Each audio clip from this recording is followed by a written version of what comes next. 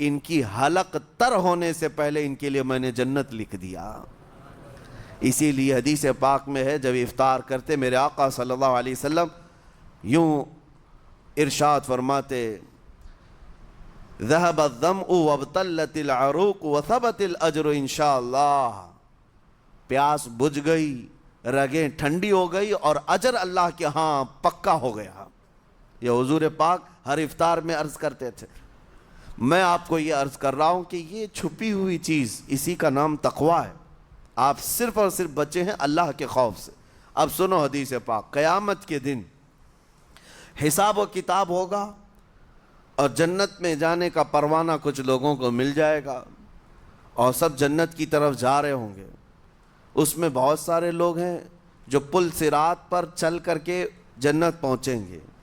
اب جب کافی لوگ جنت کے دروازے پر پہنچیں گے، ایک جماعت ایسی ہوگی جو پورے راستے میں کہیں نظر نہیں آئی، جنت جانے کے راستے میں کہیں نظر نہیں آئی، لیکن جنت کے دروازے پر وہ پہلے سے موجود تھے۔ چلے تھے نہیں چلے تھے کسی نے دیکھا ہی نہیں۔ دوسرے جنتی ان سے پوچھتے ہیں اس جماعت سے کہ تم یہاں کیسے پہنچے اور یہ انعام کس بات کا ہے تمہارے لیے؟ تو وہ جنتی کہتے ہیں ہمیں روزے داروں کی جماعت میں رکھا گیا، ہمارے روزے اللہ کو پسند آئے، اور آج رب تبارک و تعالیٰ کا حکم ہوا کہ ساری دنیا سے چھپ کر تم میرے لیے روزہ رکھتے تھے، دنیا کو پتہ نہیں تھا تم بھوکے ہو پیاسے ہو، اور اے بندو آج سارے لوگوں کی نظروں سے چھپا کر میں تمہیں جنت پہنچاؤں گا۔ وہ ایک جماعت ایسی ہے جو راستے پر چلتی ہوئی نظر تو نہیں آئی لیکن جنت میں پہنچ گئی، وہ روزے داروں کی ہے۔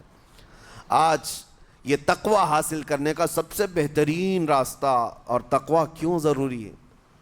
اب آپ کے روزے سے کچھ حاصل ہوا نہیں ہوا آپ کو دیکھنا بھی ہے، یہ نہیں کہ کیلنڈر کی طرح گنتے جاؤ، 1 ہو گیا، 2 ہو گئے، 3 ہو گئے، ہوتے جائیں گے، یہ دن تو چلتے رہتے ہیں، گنتے گنتے 20 بھی ہو جائیں گے، 25 بھی ہو جائیں گے، 30 بھی ہو جائیں گے۔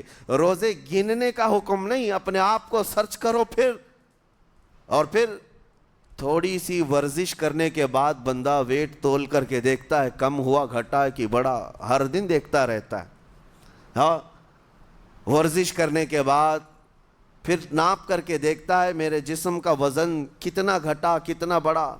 ویٹ گین کرنے والے ویٹ لاس کرنے والے دونوں بھی برابر چیک کرتے رہتے ہیں۔ روزہ رکھنے کے بعد تمہیں خود کو بھی چیک کرنا چاہیے کہ میرے اندر اب تبدیلی آئی یا نہیں آئی۔ ایک روزہ رکھا اور پھر رات کو تراویح میں کھڑا ہوا، میرے اندر بدلاؤ کتنا ہے؟ کیا اب اللہ کی آیات قرآن کی سنتا ہوں میرے آنکھوں سے آنسو آ جاتے ہیں؟ اگر آ گئے ہیں تو اس کا مطلب ہے کہ دل نرم ہو گیا۔ اس